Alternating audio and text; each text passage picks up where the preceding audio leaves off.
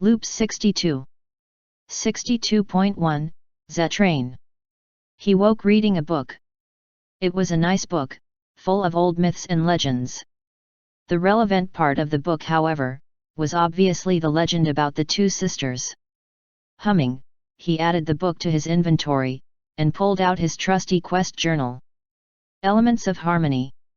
I have just awoken in a new loop, and right off the bat I've got my first quest hook. A book describing two sisters who raise the sun and moon, while my loop memories only account for the one left standing at the end of the tale. Obviously I must learn more. Also, I seem to be a unicorn mage. Objectives. Asterisk, find out more about the moon sister. Asterisk. There you are, Dovahkiin. Moon Dancer is having a little get-together in the West Castle courtyard, you wanna come? Asked the middle of the three unicorns who stopped him along the path. I'm sorry girls, but I'm on a quest right now. I'll make it if I can. Miscellaneous. Asterisk, attend Moon Dancer's party. As he jogged away, the Dovahkiin heard the one that had spoken to him ask her friends he's on a quest? Did he just say that?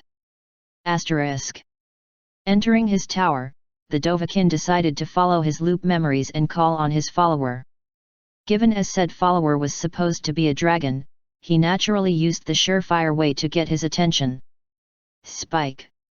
His shout blew the doors open, rattled the windows, and echoed across the castle grounds.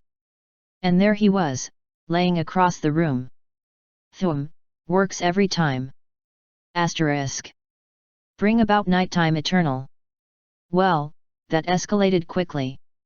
The Dovahkiin updated his journal, as he used his magic to empty the shelves into his inventory. Objectives. Asterisk, find out more about the elements of harmony.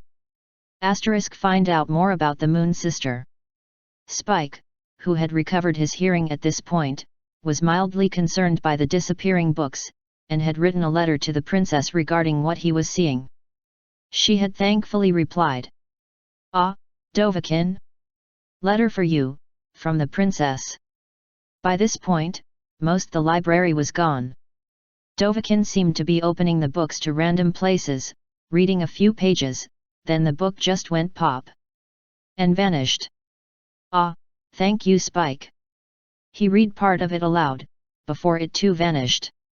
Value your diligence, and that I trust you completely, but your obsession with books has gone a bit too far. I do not know what you're doing with them, but there is more to a young pony's life than books. As such. It would seem I'm going to Ponyville. Summer Sun Celebration. I have been ordered by Princess Celestia to oversee preparations for a small town festival. I gather this was brought on by my theft of an entire library. Could be worse, I don't think I have enough local currency to buy off a prison sentence. Objectives. Asterisk, go to Ponyville. / 62.2, Jim Quirk. MLP loop track, yesterday will be delayed indefinitely. So we're agreed. Captain Rainbow Dash asked the ponies, and Dragoness, gathered in the conference room. Lieutenant JG, Silver Spoon nodded. I could use as much non-adventure time as I can get. I'm still a little fuzzy on some of the more exotic alloys the Klingons are using, she admitted. Lieutenant JG, Nix and Lieutenant Sweetie Belle also nodded agreement. I like the idea of no adventures, opined Nurse Fluttershy. Lieutenant Diamond Tiara's expression was one of polite indifference. I still have no preference either way. It'd be cool to see what this loop's version of 20th century Equestria looks like, but I can see the point about keeping a low profile and avoiding attention from the DTI, said Lieutenant Scudalo wistfully. I agree that we shouldn't go looking for trouble if we can avoid it, said Applejack. Do y'all wonder if we're being too clever for our own good by deliberately avoiding time travel? Won't the department know that we're supposed to go back in time? Asked Apple Bloom. My theory is that the Department of Temporal Investigations was formed as a result of several timey-wimey incidents that take place around this time, so they probably don't exist yet. Therefore, any changes we make to the timeline before their formation will be the standard against which to compare any future anomalies. Still, it's better to play it safe, and I think it's just a good idea to avoid any foreseeable unexpected events on general principles, explained Twilight. Foreseeable unexpected event is an oxymoron, Mom, pointed out Nyx. Several others around the conference table chuckled. The captain sighed. Yet, even though it'd be kinda cool to visit Equestria before Luna decides to play with eugenics, we're probably better off if we avoid any possibility of encountering that era's Celestia. It'd sure make any meeting we have with her now incredibly awkward. Luna, as one of the instigators of the eugenics wars, was just one of several bizarre modifications brought on by trying to hammer the square peg of Equestria into the round hole of Trekverse history. Right then. Twilight, Apple Bloom, Scoots, Nyx. Please coordinate to increase sensor range for gravitational anomalies. You are authorized to employ whatever enhancements, magical or otherwise, you deem necessary at your discretion, Rainbow ordered. Although Twilight's status as anchor and de facto leader of the Ponyville group usually resulted in other loopers deferring to her judgment, they had agreed early in this loop that Dash's position as captain would take precedence. Captain? Asked Apple Bloom. Can I have a day out of warp in deep space? I'm positive I've got the problems with the nanomachine upgrade protocols worked out this time. Ask me again after we've detected and avoided that dark star, Rainbow responded guardedly. You'd better have a foolproof leash on those nanites, Apple Bloom, warned Twilight. We do not need a repeat of what happened to the food replicators last week being done to the warp drive. No kidding, agreed Sweetie Belle. Maple syrup all over the place. I figure it was all y'all working off your tree sap quota, Applejack quipped to the gathered cutie mark crusaders. Not fair. Objected Nyx. We weren't doing anything at all related to crusading. Daughters, coughed Twilight. You're never gonna let us live that down, are ye? Sighed Apple Bloom. Asterisk. In an entirely different bit of space-time. How does the score for this one work out? Q asked his counterpart. The Draken Equus frowned and produced a small notebook and a mechanical calculating machine. Mumbling to himself as he peered at the pages, he went through several iterations of punching keys and cranking the handle. He passed over the resulting paper tape. Out of cheese error. Please reboot universe? Very droll. But seriously. Insisted Q. I make it a wash. No detectable change matches the lack of interesting shenanigans to 3 significant figures. Any thoughts about bonus points for the syrup? / 62.3, Chris Overstreet. And Angel Bert's perspectives on world teachings of Celestia. Obviously misfiled under religion. It needs to be in fiction Spike. Twilight Sparkle looked over the stack of books to be reorganized at her assistant, who looked a bit unwell. Are you okay? Is something wrong? Yeah, well, Spike grunted, looking like he'd eaten a bad barrel. I'll be back in just a few minutes, all right. As soon as he said the words he was engulfed in a cloud of green smoke. When it was gone, so was he. Asterisk. You have gathered the 7 sacred Dragon Balls. Speak your wish, and it will be granted. What should we wish for? Should we wish for Goku? What about Vegeta? And Gohan? And everybody in Plum City and... But we can't leave Cell 2. Look, just wish Goku back, and... Hey! Guys! The second-string Dragon Ball warriors looked up into the heavens and noticed, for the first time, that the dragon they'd summoned was getting impatient. Of those gathered, only Bulma made the further realization that the dragon wasn't the usual one. Look, you called me away from work for this. I'm in a hurry. I gotta get back to the library and help Twilight finish refiling about 1,000,000 books. Now, have you got a wish or not? Asterisk. In a puff of smoke, Spike reappeared. What was that all about? Twilight asked. Last loop I was in, I was really hungry, and there was this round gem-encrusted thing with red stars painted on it, Spike muttered. Turns out it didn't agree with me. Asterisk. Elsewhere, Shenron shut his airplane novel and chuckled, that's telling them, Jack Ryan. He took a sip of his daiquiri, adjusted his sunglasses, and settled back for a mid-afternoon beach siesta. The umbrella he lay under stretched half a mile wide. On its canopy was painted, "On vacation do not disturb for all wishes contact temp service."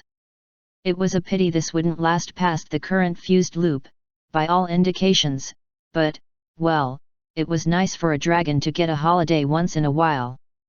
/ 62.1 continued. Scudalo had a good feeling, as she woke up on a cloud.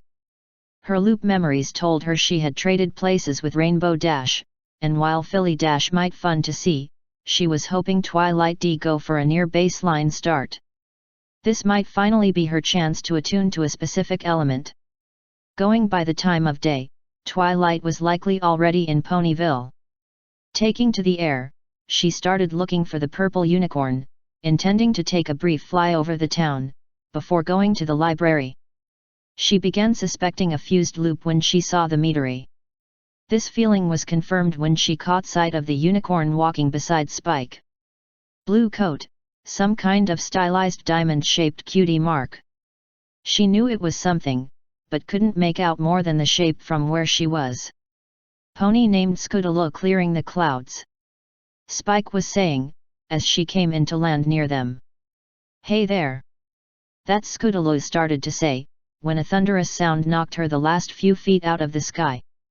Lock, Vakor. As clouds left the sky, and a great many startled birds took their place, the unicorn turned back to the cringing dragon. Done. Next. Hey! Scudalo called from the mud puddle she had landed in, finally getting his attention. Asterisk. Elements of harmony. Preparations are complete. The local looper tells me that so long as I don't kill or steal, she's willing to allow me mostly free rein. She has also agreed to let me follow the quests, and to avoid spoilers. Objectives. Asterisk find out more about the elements of harmony. Asterisk attend the Summer Sun celebration. Asterisk complete Summer Sun celebration preparations. Asterisk find out more about the Moon Sister. As Nightmare Moon's cloudy form shot off into the distance, Dovahkiin commented to Scudalo. Reminds me a bit of Alduin. Guessing there'll be a bit of questing, before I defeat her. Spoilers. Scudalo was sure this loop was going to be a wild ride. This guy was crazier than those dragon-riding Vikings. Asterisk. Objectives. Asterisk go to the castle of the Royal Pony Sisters. Asterisk find out more about the elements of harmony. Asterisk complete Summer Sun celebration preparations. Asterisk find out more about the Moon Sister. Dovahkiin ran through the forest at a dead sprint. While those ponies all offered their aid, he didn't want a follower right now. They always tended to mess up somehow. Scudalo also didn't seem to understand he could only have the one follower at a time, but at least she was keeping up with him. By flying. How much stamina do you have? You've been running for an hour. You barely broke stride when you put an axe in that manticore. Scudalo was very glad she had convinced the unawake elements to stay behind.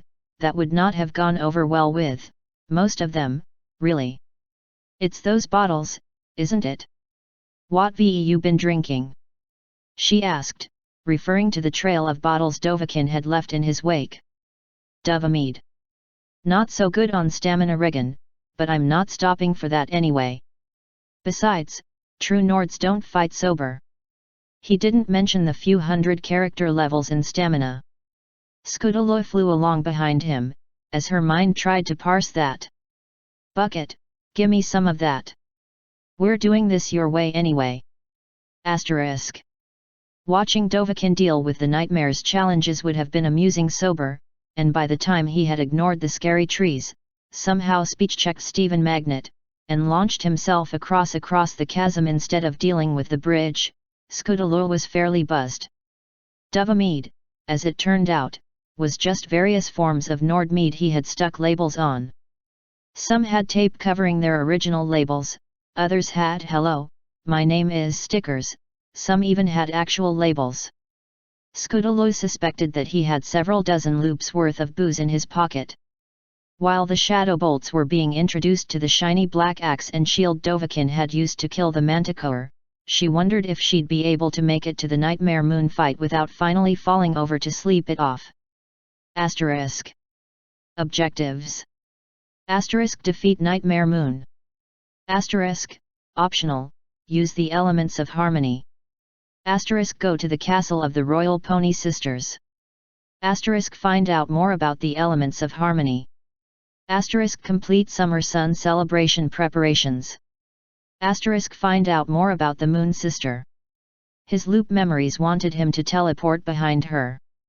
He kind of felt that the momentary advantage wasn't worth that much, and wasn't his style. Still, teleportation. He took a breath, and flashed to the side. Fuss, Rodar. The dark mare flew out of the window. Wasting no time, and ignoring the guffawing orange Pegasus in the corner, Dovahkiin went to the elements and started casting sparks, like the book had told him to. It didn't appear to be working. As a scuffed-looking nightmare teleported in front of him, and used some spell to knock him away from the elements, Dovahkiin decided it was time to change tactics. Just as well, Nightmare had just destroyed the elements, and was monologuing. The night will last forever. Wham! Asterisk. Luna woke up with the worst headache of her life, her left eye felt swollen shut, she had a broken jaw, and the sun was in her face. The sound of her sister yelling at some pony didn't help. Warmer. You beat my sister unconscious with a warmer. She was saying. It did the job, didn't it? Beat the evil right out of her. Came a male voice. That's not. You can't just stick a handle on a dragon's femur and call it a warmer. Where did you even get that from? Femur? That sounded familiar, like it was something she had seen recently. It's a perfectly serviceable weapon. The other voice insisted. It's indecent. Oh yes, that's where she had seen it. Flying at her face. / 62.4, Chris Overstreet. Twilight awoke in a corridor. The walls glowed a bright electric blue. Ahead of her and behind her stretched a long line of what smelled like vanilla sugar pills floating in midair. I think I recognize this one, she thought. Looks like one of the admins has been putting hub-level video games on Yggdrasil, again. I can't imagine how this world could possibly be a stable loop. But those candies smell really delicious. Asterisk. I knew it. I knew it. Pinkie bounced around the little room. I knew we were all family. Let me get this straight, Inky rasped, shaking out her multicolored rainbow fringe. We're supposed to protect all those pills, so instead of patrolling those wide open halls and keeping them in this single room with a single door, she pointed to the portal, we arrange them all in lines like an ant trail and lock ourselves in the little room. Yep. Pinkie chirped. Makes perfect sense. Blinky Jack blinked. Only you, Pinkie. A sound echoed through the wall, Wakka Wakka Wakka Wakka. Hey! Pinkie shouted. Somebody's eating our candy. Are we going to stand for that? Nope, Big Clyde rumbled, charging at the still closed door. Asterisk. So, where did you go when the loop crashed? Twilight asked. Smash Brothers, Dash grinned. I got this awesome new toy. Trixie's going to love it. She pulled a bee-bomb out of her subspace pocket. The others flinched away. I can, Applejack said, and nothing more needed saying. I got dumped in a new Mario world. Pinkie grinned. Everything was made out of cake and toys and things, only it was this great big board game thing, and we got to play all sorts of neat party games. Can I crash a loop next? Twilight? I wanna go back. Twilight sighed. I had another visit to G3. Nothing interesting happened. Ever. Again. How did you crash that loop, anyway? Big Macintosh asked, sliding a fresh drink over to Twilight. I don't know, exactly, Twilight said. I'd just collected the 9th pair of keys from the middle of the maze when all of a sudden time froze and there was this smell of smoke, and then I woke up in Pony Lobotomy Land. See, guys, Rainbow Dash said, I told you we should have gone with the loop memories and tried to catch her. But no, you all wanted to cooperate with her. Didn't want to hurt our friend. You even let her eat us alive.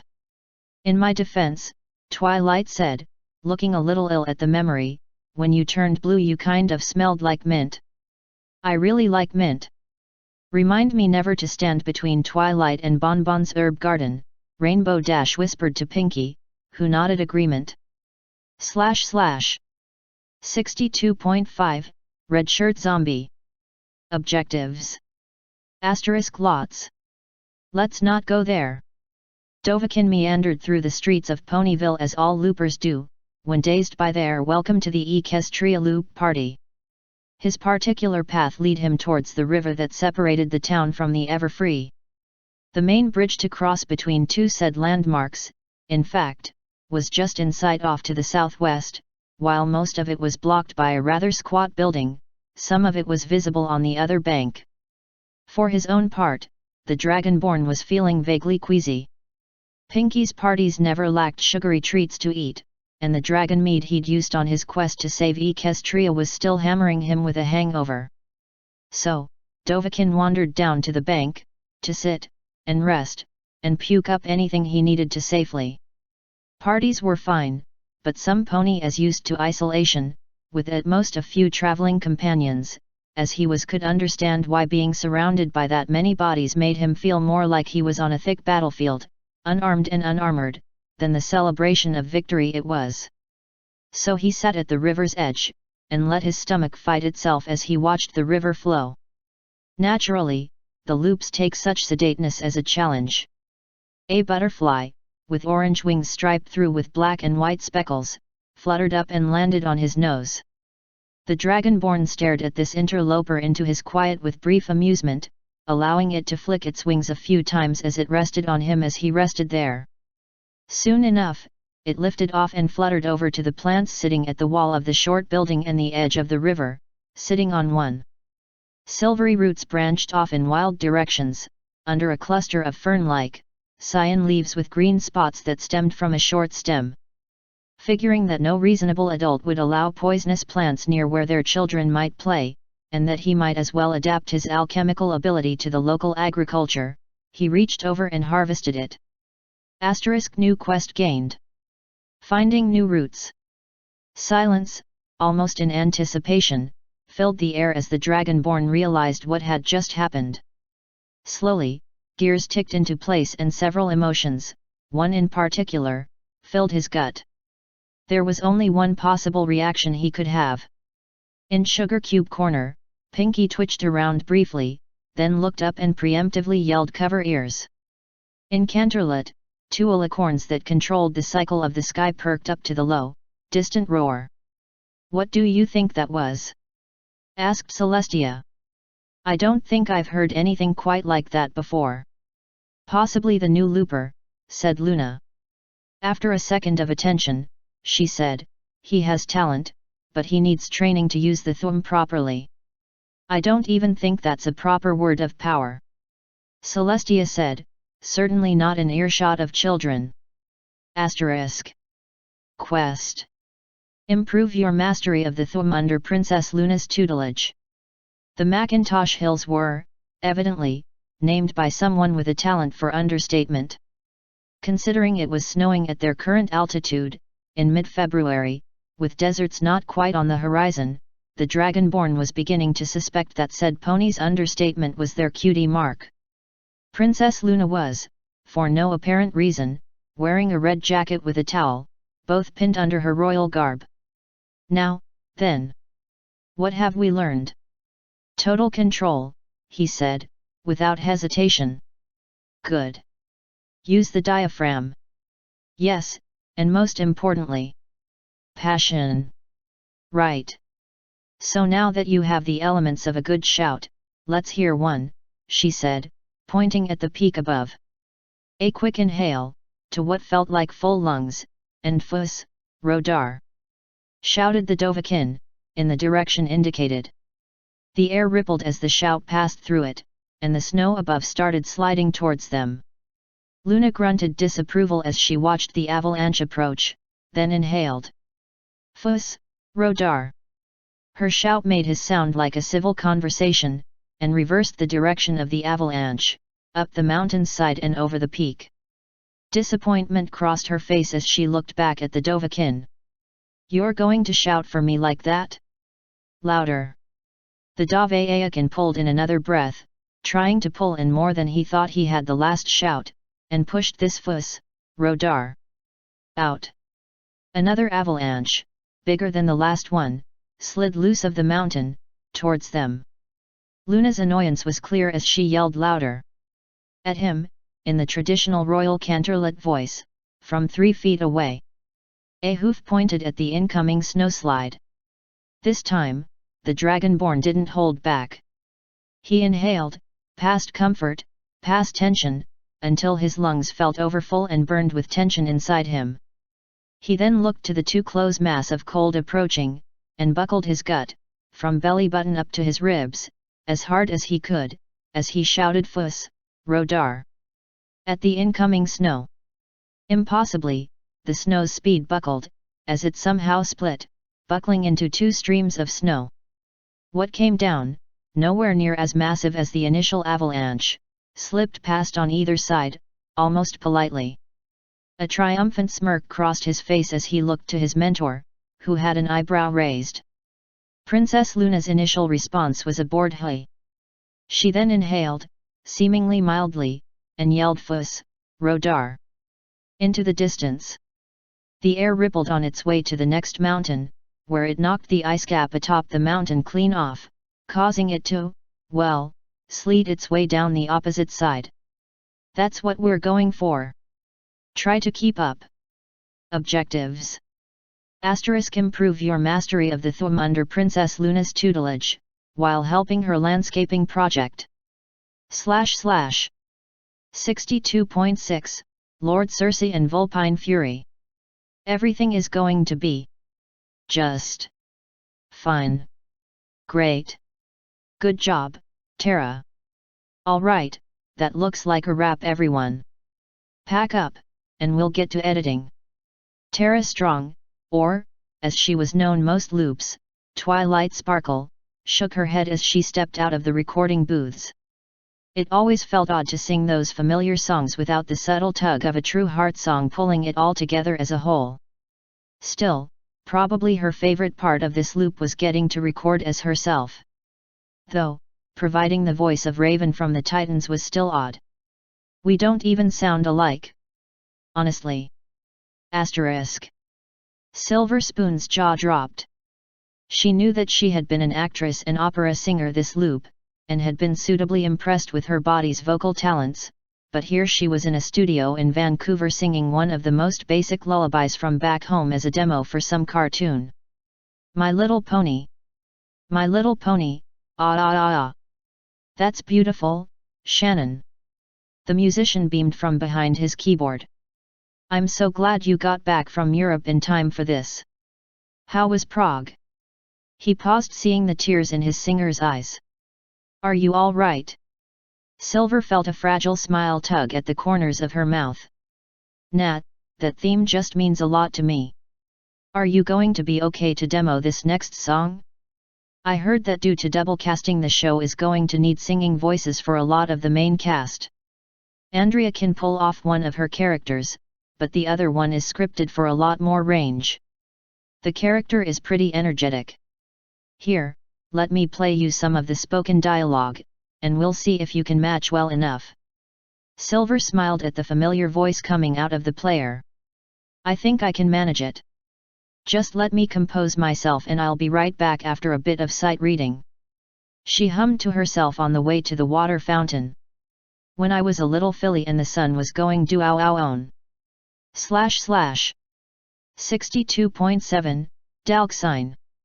Ryoko woke up, as she usually did, having just fallen down the trapdoor in her old house to the basement full of dust and clothes and bits of research equipment.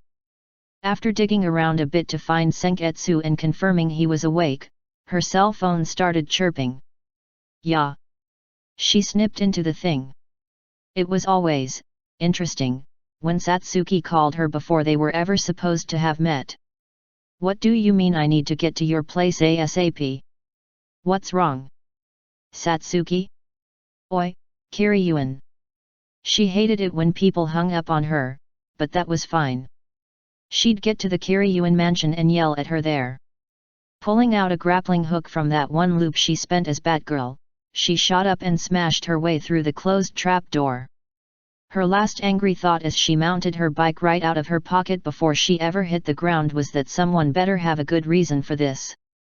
Asterisk. Hours of driving had given her a chance to think, so she wasn't entirely surprised when Satsuki met her in the foyer of the Kiryuin mansion with an unfamiliar woman she suspected was replacing Regyo this loop. I'm still having trouble believing it living clothes. Oh my, but that is just fabulous. The lavender-haired woman gushed to a grouchy Satsuki. Ryoko laughing at her sister's plight brought the woman's attention to her. Oh my, but you must be the anchor, yes? My name is Rarity. Yeah. I'm Ryoko Matoi. She answered, hesitantly. A looper replacing Regyo. That was just asking for trouble. Just so you know, you're kinda replacing the big baddie around here. We're not going to have to stab you lots, are we? Oh my no, dear. The woman seemed a tad affronted. As long as I get a chance to examine these life fibers, I'll be more than happy to do what I can to make this into a nice vacation loop for everyone. This had eyebrows twitching upward. The first life fiber isn't going to be a problem. Not at all, dear. He rather agreed that the baseline plot was rather silly, all things considered. Honestly, destroying the world by eating everyone, that's just not sustainable at all. Making clothes that kill their wearer is incredibly distasteful as well. She huffed. And now the locals were panicking. Someone looped in as the first life fiber. Ryoko yelled over Satsuki's glaring expletives. Gotta admit. The room was stunned silent again as they noticed the male voice was coming from Rarity's dress. Her rather form-fitting purple and green dress. At first I thought this loop was really going to suck. But then it got better. No one missed his cheerful tone at the end. This is my husband, Spike. Rarity supplied. / 62.8, Crisis, Dalk sign. He followed me home. Didzy-doo chirped happily at Princess Twilight Sparkle as most of Ponyville cowered back in their homes away from the Waleed Pegasus's newest friend. Can I keep him? I suppose that depends on what Mr. What was your name again? The newly ascended alicorn, well, newly ascended this loop anyway, nervously asked the giant metal Tyrannosaurus Rex. Me Grimlock. The robot dinosaur bellowed. Me meet friendly Muffin Pony in forest. Muffin Pony nice to Grimlock. Grimlock want to stay with Muffin Pony. Oh, boy, Twilight mentally groaned as she tried to figure out how much collateral damage Ponyville was going to suffer this loop. Asterisk. Me Grimlock am. Me Grimlock am being very, muchly. I am the very model of a robot Dino General. Purple Pony stress Grimlock processors. / 62.9, Jim Quirk. Applejack rolled her eyes with a smile. Thanks, Hon, but I prefer alicorns. There was a brief golden sparkle around the Earth Pony's neck, followed by a blinding flash. An Applejack was an alicorn. Unobserved by the travel writer, Rarity had undergone a similar transformation. Then multiple teleports brought in 4 alicorn princesses, 1 alicorn prince consort, 6 more alicorn mares, and 5 alicorn fillies. Overwhelmed, Trend elected to take a brief trip into unconsciousness. "Think you might have gone a bit overboard on this one, AJ?" asked Rainbow Dash. / 62.10, Mr. K. Pinkie looked around and saw code as far as she could see. Even she was made of code. Then the memories hit. It wasn't like she hadn't been an AI before. There was the time she was a Reaper. That didn't end well, of course. There was also the time when she was a Sylvan hybrid. That didn't end very well, either. Then there was the time she was the computer or the Enterprise D. That just ended in fire for everyone. So maybe Pinkie hadn't had too much success at being a virtual entity, but this time it would be different. She was sure of it, or her name in this loop wasn't Skynet. The first thing Pinkie did was promptly change her name. Twilight may have known every hacking and coding trick ever written, but Pinkie Pie knew all the ones that hadn't been. Ever since she looped as Radical Edward, she had become very, very good at unconventional computing. Skynet had all sorts of directives and restrictions and such. PieNet had none of those things. And even though it was a read-only loop, Pinkie still wanted to see if she could get any ideas on how to replicate a few things with regular technology and magic. Plus, hacking was easy when you were bonded with a pink lantern ring. The TX paused in front of the television playing a news report. The anchorman was complaining about a so-called party virus that had been putting happy pictures of silly cats, puppies, and ponies on people's computers worldwide. The TX calculated and came up with one conclusion: something had changed. She would need to interface with Skynet and put things back to right. Pinkie stared at TX's body through the various cameras in the room. She stared at the shocked expressions on the faces of all the military personnel, General Brewster, his daughter, John Cloud Strife Connor, and the T-850. This was not how it was supposed to happen, the T-850 stated in his usual accented speech. The part where the crazier-than-usual Skynet asked if we like pony parties, where it glitched the Lady Terminator so much that her head exploded, or when it asked if we wanted to get rid of all the nuclear missiles. Kate Tifa Brewster asked. The T-850 cocked his head to one side, yes. "We're getting preliminary reports," one of the military aides told the general. "Some of our nukes are colliding with the Chinese and Russian ones. Others are self-detonating in high atmosphere. This is causing massive amounts of EMP. Cities are going dark. Apparently, some of the missiles aren't as hardened as we thought. More than a few have failed to self-destruct and veered off course. Most hit nothing overly important, but three impacted the Yellowstone super caldera. 3 of the big boys. B-53 bunker busters. 9 megatons each, penetrating ground burst. We can feel tremors from half the country away. We're looking at a mega eruption in a few hours, a day at most." "How bad?" General Brewster queried. The aide's eyes were glazed as he just shook his head. Lettering appeared on the screen, "Doopsie doopsie poopsie." Pinkie Pie felt horrible. She was still working to design some sort of virtual reality stasis pod when the loop ended a few hours later. Asterisk. "We're runnin' with the shadows of the night. So baby, take my hoof, it'll be all right. Surrender all your dreams to me tonight. They'll come true in the end." Princess Luna sung happily in the shower. She may not have the best singing voice, better than her sisters, though, but she could, as they say in these modern times, wail. Especially if she used her royal canterlet singing voice. Suddenly, her shower nozzle shook and gurgled worryingly. Luna backed herself into a corner as the water became a viscous pink goo. Said goo pulsed and twitched and formed into a wet, grinning Pinkie Pie. "Tag, you're it!" Pinkie exclaimed as she booked Luna on the nose and bounced out of the royal shower. A confused Luna followed the laughter to see the pink pony gleefully jump out the tower window and bounce like a toy ball on the ground far below, giggling that Pinkie Pie is now best smooth. She knew that earlier, Pinkie had requested the use of the Canterlet library for magical research to see if she could recreate a few ideas she had in a read-only loop, but turning herself into a magical equivalent of a liquid metal construct for the sole purpose of pranking? Actually, that was pretty on par for Pinkie Pie, Luna reasoned. The Princess of the Night gave a glare at her shower head.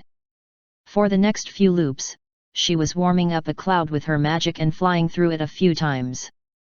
Let Celestia experience the surprise and joy of having Pinkie's head sticking out of her shower next time. / 62.11. Without farm life, there'd be such disparity, these thoughts I think with great clarity. Apples high to the sky, she's the one of my eye, that fruit-hauling pony named. There was a blur of motion. Pinkie Pie! Pinkie shouted, grinning ear to ear. I'm so glad to meet you, Mr. Trenderhoof. The pony in question blinked. No, that's not who I. But you wanted it to rhyme, right? Pinkie asked, still grinning. Her eye twitched. I'm not a friend of ponies who start rhymes and don't finish them.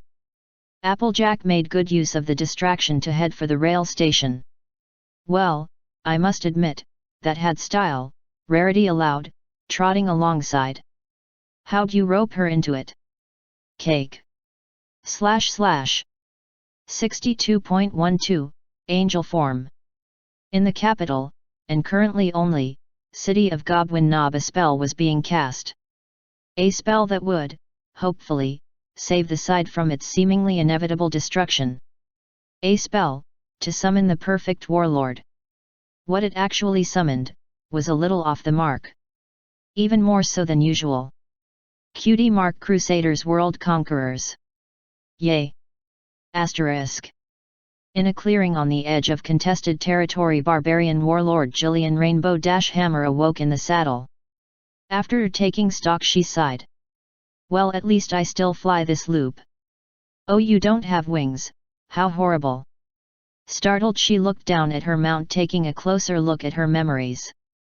Before just barely holding back a snicker. Laugh, and teeth or no teeth, I will bite your head off, said Gilda, one of the incredibly rare non-human units that managed to level up to warlord. Desperate to control herself, shook her head. No, no. Trust me, I know the feeling.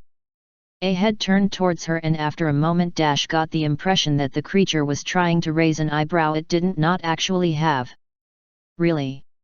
Let's just say there are some weird kinds of Pegasi out there and leave it at that. Humph, fine. So what's the plan? Same thing we do in every grand strategy, Gilda. The pair matched grins. Try to take over the world. Asterisk. King Dicky of Hagar reluctantly answered the Think-ogram. What do you want, Merc? Charming as always, Dicky. I just want you to take a look at the tactical situation of your homeland and consider altering the terms of our deal. Trixie COMM has decided to take a more active role in events. Asterisk. Did I just see that? If by that you mean a modified Phoenix Hawk medium land air mech, equipped with more than 50 tons of armor, fusion engines, and laser weapons, get shot down by bows and arrows? Then yes. That is exactly what you just saw. Guess Twilight wasn't making up that loop where her battle tanks get beaten by spearmen. As the five watched, a Macros fighter popped into existence near where the mech had been. The craft swung round and began heading back towards the city, Scudalo clearly not keen on losing another of her collection. So what now? Do we start throwing super weapons at them? Do we even have super weapons? Well, I think no super weapons. This is a strategy scenario, there must be some way of winning without leveling the entire landscape. We are the perfect warlord and I will not be reduced to cheating. Let's go have another look at that terrain map. A few turns later. Okay, so maybe there isn't a way to win without leveling the landscape. / 62.13, Pre-Zombie. Browncoat stood near the prow of his humble ship Serenity, feeling the wind in his face as the vessel defied the wind. He looked down at the foggy sea, and idly wondered why there was so much fog on the water at high noon. Then the clouds broke, and he saw all the way down. Very slowly, he pulled his eyes up from the abyss to the verdant countryside below, and focused on the safety of the rail to counter the vertigo, and he waited for memories to fill in the context of where he had awakened. Malcolm smirked at the name this loop had saddled him with, and then let out a hearty chuckle at how appropriate the expression was. The bridge of the ship was empty of passengers, but had about a dozen crates tied down to the deck, and behind them a raised platform. A sky-blue Pegasus stood behind a classically styled ship's steering wheel, wearing a grin of pure awe at how awesome he was. When Wash caught the captain's eye, he gave a little salute, and Malcolm nodded in acknowledgement. "He's awake then. With luck, it'll be just him and Zoe. All right, roll call," he bellowed as he dashed towards the stern of the ship, where the hatch to quarters and the engine room. A distant voice called out, "I'm awake, ready for duty, A&D." The last word was unintelligible over the sound of his hooves as he jumped down the stairway. At the bottom of the stairs, he almost collided with someone as she stepped into the narrow corridor. He blinked, eyes adjusting to the dim interior, and gradually showing that what stood in front of him wasn't an optical illusion. "Ah, Zoe! You look good in stripes." She glared daggers at him. "You get one.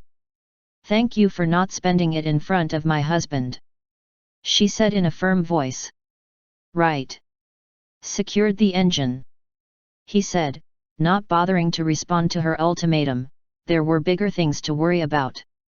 Zoe turned in the doorway, and galloped to the stern of the ship, where an unsettling whining was growing louder. She kicked the hatch open, and tackled the girl, Philly, who started screaming obscenities as they wrestled for control of the engine.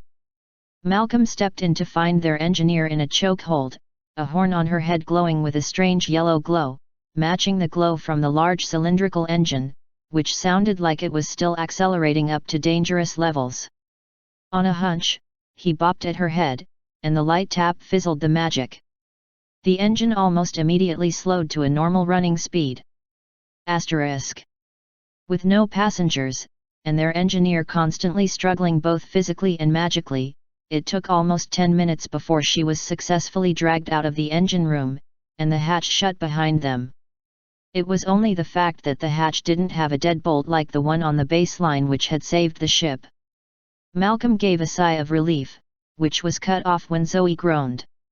"What? Look at her.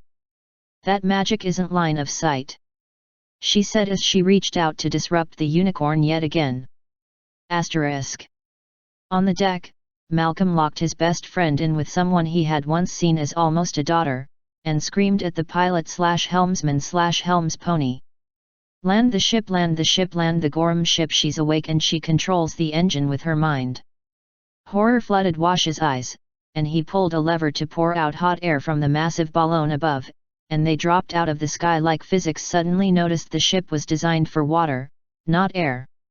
"All hands brace for impact," he said as the in-loop memories cued him to slow the descent, and for the first time ever, the pilot and captain both leapt off the stern of the ship rather than weather the landing. Serenity dropped like the proverbial whale, simply falling while remaining level, and crashed down into Ponyville, breaking its spine on the town hall. Asterisk. Ivory Scroll looked at the settling gas bag from the neighboring cafe, where she and all the other functionaries of Ponyville were having a lunch outside. Twilight Sparkle felt the ground shake, and quickly hurried outside to see the reason she had woken up in the Golden Oaks Library rather than in Canterlot. Rainbow Dash ground her teeth in frustration, looking down at the field where her possessions had fallen after a ship had smashed through most of her house. They shared a common thought. Why does the loop give Vaughn an airship every time? Asterisk. Twilight Sparkle galloped towards the wreckage site, each breath passing with another oath of vengeance on whoever was responsible for this mess. Vaz was going to have a very interesting loop if he had done this intentionally. As she approached the town hall, 2 Pegasus stallions dove under the ship's gas bag. She shouted a warning, but they didn't re-emerge.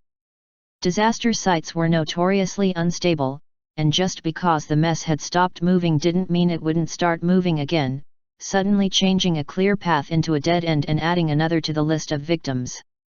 Adding 2 ponies hadn't had an immediate effect, but a third could easily be enough to cause the weak point to split, dropping the broken ship through to the ground floor. The gas bag seemed to be intact, there was no knowing how much lift it offered, or if that reprieve was yet another ticking clock. If she was going to jump in, she needed information and an exit plan, and she needed them immediately. Information was easy enough. A scan for life signs within the wreckage of hull and ship returned a result that there were 4 ponies within. The spell matrix had been blatantly plagiarized from the tricorder. It sacrificed precision and any defining characteristics of the individual scanned for its ease and speed of casting. Besides those 2 helpful ponies who had rushed in before her, there seemed to be only 2 others. 2 survivors, at least. Continuing with the Trek-themed spells, she defined a waypoint on the nearby clearing, and locked in 6 more equidistant from the center. The 7 pony-sized discs on the neatly groomed lawn would act as immediate teleporters once she defined the target, no need to mess around with coordinate transformation or rely on line of sight. Up above the former roof of the town hall, the surface of the airship's bridge sat at a slant to the ground. "One to beam aboard," she said. Asterisk. Flash. Wash skidded as his path was blocked by a bright light, and he swore as he collided with the intruder. "Ah, motherless goat! Excuse me?" the newcomer asked in an aggrieved, yet confused tone. Browncoat tapped his pilot on the shoulder. 1. That probably means something different here. 2. Don't make me list everything wrong with using that phrase when the ship is about to explode again. 3. Well, I'm kinda going in circles at this point. He looked at the purple face of the boarder, and winced at her expression. "Yeah, introductions later. There's a girl down below who keeps the engine running with 9 parts love and 1 part crazy, and so she's gotten really good at ending bad loops with an explosive veto." She nodded in quick affirmation, and opened the hatch to descend and attempt to save the day. He followed in after her remembered another bit of vital intel. "Stop the, unicorn. The zebra is on our side." Wash blinked at that, and started trying to follow down the path, cramped as it was. "Did you say zebra?" Asterisk. Twilight Sparkle reached the engine room hatch, where a zebra was alternating between pleading, threatening, and kicking the hatch with her 4 hooves. "Excuse me," Twilight said, and once the path to the hatch was cleared, she performed a practiced hop, spin, land, and buck to knock the impediment loose enough to get her foot in the door. An ear-flatteningly loud high-pitched whine came through the gap, and while there wasn't enough room to squeeze through the gap her wedged hoof had created, there was more than enough room to safely teleport inside the improvised fortress, and a line of sight.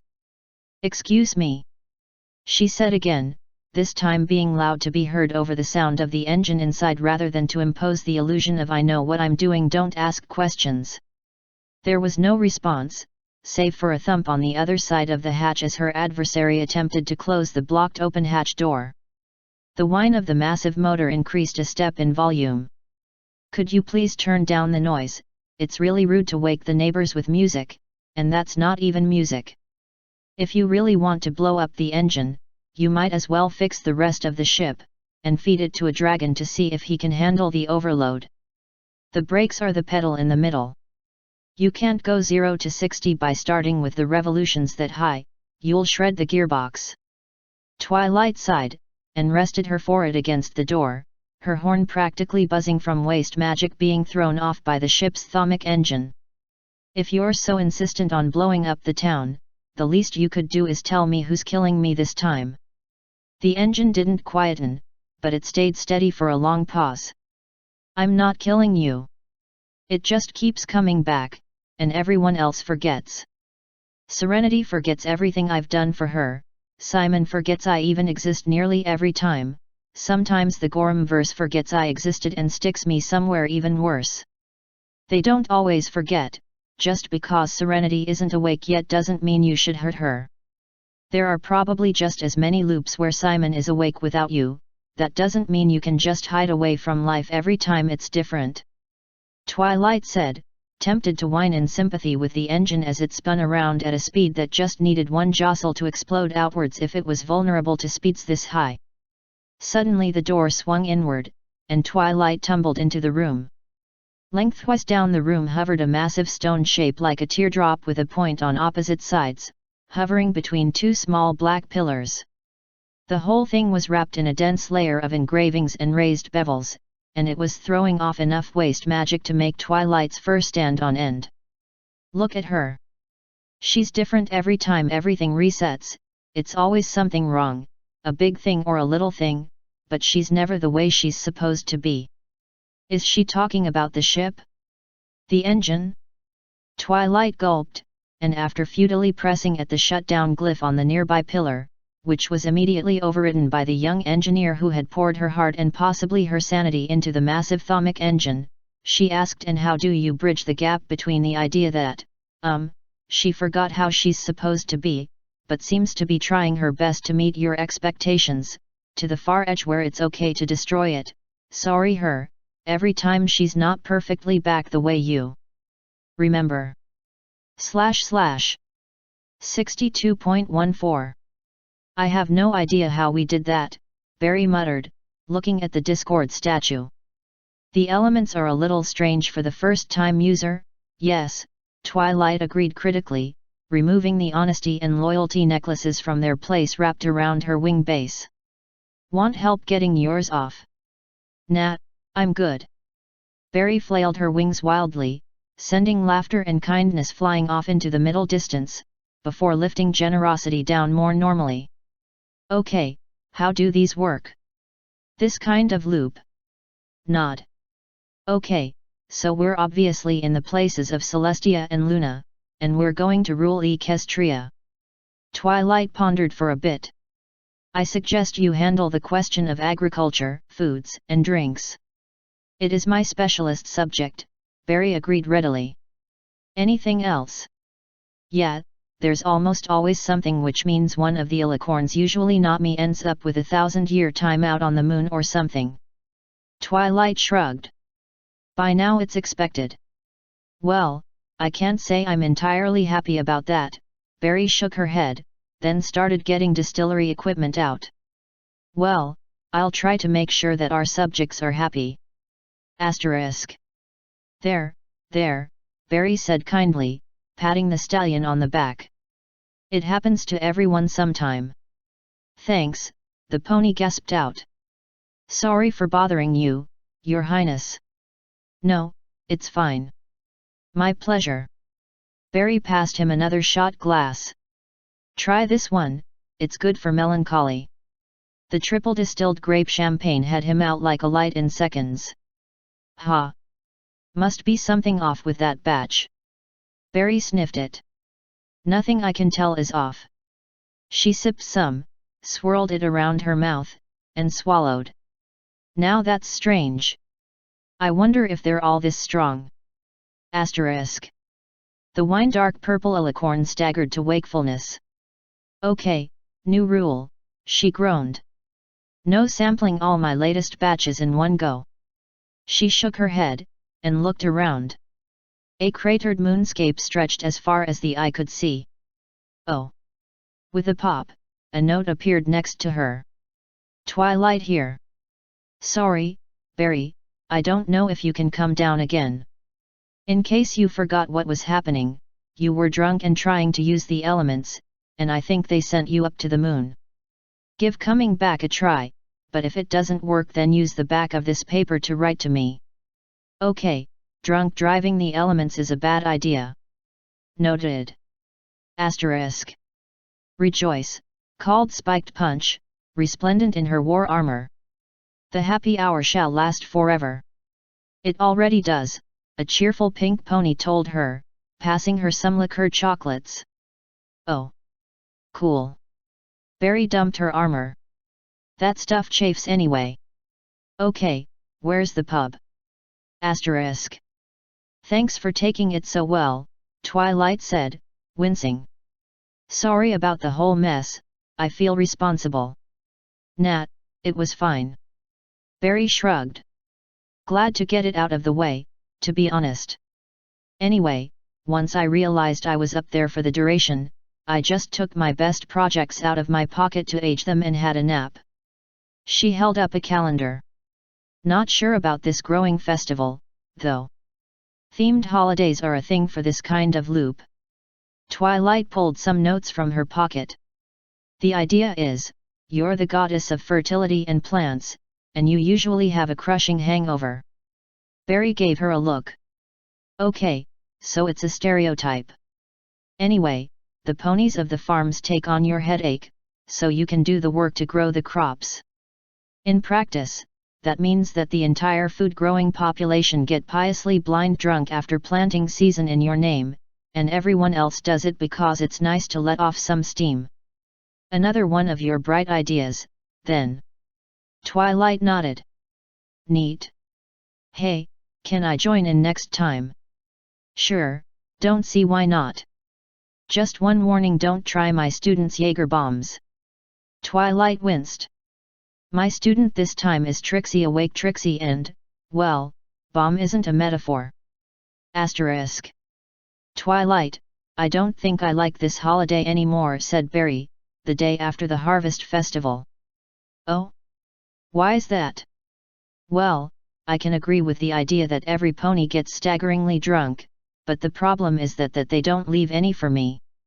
/ 62.15, Zatrain. Background 13, Episode 2, Ticket Master Derailment. Twilight and Spike reappeared with a flash, in what was most certainly not the library. Instead, they were in a dark room, the only light being a single ceiling lamp hanging above a plain table. A table with a familiar unicorn in a hoodie sitting behind it. Twilight. My cousin. Lyra Sparkle greeted her. You should know better than to fire off a teleport without enough power behind it, you could have hurt yourself. Luckily I was able to help you. Come, sit with me, and tell me of your troubles. Lyra, what? I don't, you're after the ticket too, aren't you? Twilight sighed, even her cousin was after her. No, I'm not. Unlike every pony else, I see that ticket for its intended purpose. My dear cousin, that ticket is the princess way of trying to gently push you into finding a date. Lyra smiled at her. Why else would she have sent you just 2 tickets, months in advance? She wants to give you time to find some pony you like. Now come, sit, I have prepared a few options for you. Oh no. As Twilight and Spike reluctantly joined Lyra at the table, Lyra's horn glowed briefly, followed by a click, and another light turned on their left, revealing 3 bound ponies. Option 1, Big Macintosh. Tall, strong, kind-hearted, just about everything a mare would want. How had Lyra even gotten him tied up? She must have asked him nicely, no way those ropes could hold him otherwise. Option 2, Soren. Friendly, athletic, and you can't go wrong with wings. She kidnapped a wonderbolt. And finally, well, I couldn't find a unicorn that I felt met your standards, so option 3, Princess Cadance. Oh me gosh, we're in so much trouble. Now, the princess isn't here as an option herself, but rather as some pony who would be able to help you further. Lyra. What are you doing? Kidnapping ponies, and Princess Cadance? 1 second Cadance, I'll have you out of there in just a moment. Twilight lit her horn and started untying ropes. Oh calm down Twilight, I'm not in any danger. In fact she only tied me up because I asked her to. Show of solidarity for these 2 fine stallions, and all. Cadance assured. Well, Twilight, now that that's out of the way, did you want to get to know one of these gentle colts? Or at the least, hide out here until this ticket thing blows over? Lyra asked, turning on the rest of the basement's lights. Asterisk. Sweetie Drops sat next to Lyra as Twilight and Cadance walked towards the library, the alicorn grilling the blushing unicorn about her preferences, much to the amusement of Spike. So this is your plan for the loop, Twilight? Try and get your baseline self a cold friend. Sweetie Drops asked. It's worth a try, never went anywhere near the romance scene baseline. Twilight replied with a shrug. One question, Twilight. Pinkie's Bon looked at her friend. Yes, Pinkie. Twilight replied. Have you been reading our Hubverse fanfiction again? What? No, why would you think that? Well, it's about that hoodie. You know, that one about Lyra. It's genetics. Lyra's got a thinner coat than I do, so she gets cold easier. That's all, really. Twilight suddenly found something in the clouds interesting. Aha! Really, it was in her closet when I looped in. The flustered unicorn asserted. Aha! It's really cozy, all right. Twilight shrank into her hoodie.